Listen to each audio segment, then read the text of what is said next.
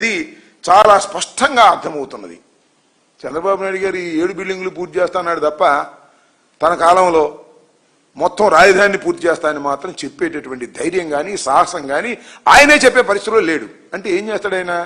అప్పులు తీసుకొస్తాడు, కాంట్రాక్టులు ఇస్తాడు, కమిషన్లు తీసుకుంటాడు, కోట్లు సంపాదిస్తాడు. ఇంతేగా, రాజధాని నిర్మాణం లేదుగా, ఇంకా అవదుగా. ఇంకా కేవలం తాత్కాలికంగా ఎప్పుడైతే 5 సంవత్సరాలు ఏం చేశాడో ఇవాళ కూడా 7 బిల్డింగులు కట్టేసి చేతులు దులుపుకునేటటువంటి పరిస్థితిలో ఉన్నాడు. ఎందుకంటే ఆయనే కాదు, భగవంతుడు దిగి వచ్చినా కూడా ఇది చేయలేరు.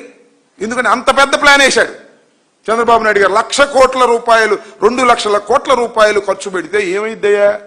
2 లక్షల కోట్ల రూపాయలు ఖర్చు పెడితే ట్రంక్ ఇన్ఫ్రాస్ట్రక్చర్ వస్తుంది.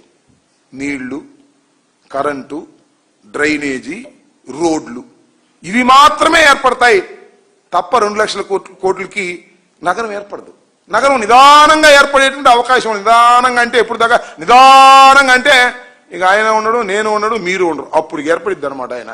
అలాంటి బృహత్తరమైన పథకాన్ని వేసి దాన్ని సింగపూర్ అంటాడు, మలేషియా అంటాడు. ఇలాంటి మభ్యపెట్టే మాటలు అనేకం చేసినటువంటి సందర్భాన్ని పురస్కరించుకొని ఇవాళ ఒక పెద్ద చర్చలోకి తీసుకొచ్చాడు చంద్రబాబు నాయుడు గారు అమరావతిని.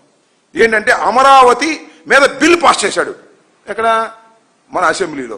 కౌన్సిల్లో మళ్ళీ పెట్టలా, పార్లమెంట్లో పెట్టారు, చర్చ చేశారు, మన రాజ్యసభలో పెట్టబోతున్నారు. ఎందుకు ఈ చర్చ నాకు అర్థం కాలేదు. ఎందుకు తీసుకొచ్చారు? మా మీద బురద చల్దామనే. అంటే ఏంటి? అమరావతికి మార్చే పని లేదంట. ఇది ఎక్కడ కూడా నాకు అర్థం కాలేదు. చట్టం తెలిసి మాట్లాడుతున్నావా, తెలియక మాట్లాడుతున్నావా? ఇంత అనుభవం ఉన్నటువంటి నారా చంద్రబాబు నాయుడు గారు ఎలా మాట్లాడుతున్నాడో నాకు అర్థం కాల. అసెంబ్లీలో ఒక చట్టం చేస్తే దాన్ని ఎమెండ్ చేయలేరు వచ్చేవాళ్ళు.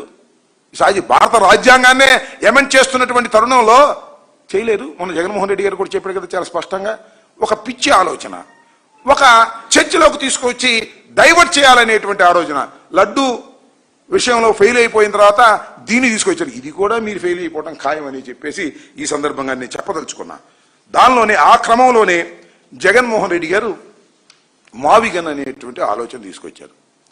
తీసుకురాగానే పాపం బాబు కొడుకులకి ఇద్దరికి భయం పట్టుకుంది.